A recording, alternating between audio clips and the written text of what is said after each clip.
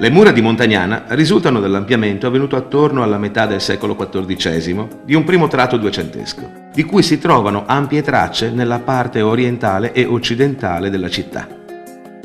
Attualmente il circuito delle cortine difensive, rafforzate da 24 torri esagonali, misura quasi 2 chilometri. Si noti la merlatura guelfa, discretamente conservata, e il sistema di feritoie e caditoie. All'esterno si può osservare come gli strati alterni di trachite, pietra calcarea e mattoni fossero ricoperti da un intonaco, di cui rimangono tracce visibili. L'interno delle mura permette di osservare la raffinata tecnica di costruzione. Il camminamento è sorretto da pilastri di pietra e cotto, che creavano anche una lunga serie di vani utilizzabili come deposito di beni durante gli assedi. Le torri, attualmente vuote, erano completate da strutture in legno.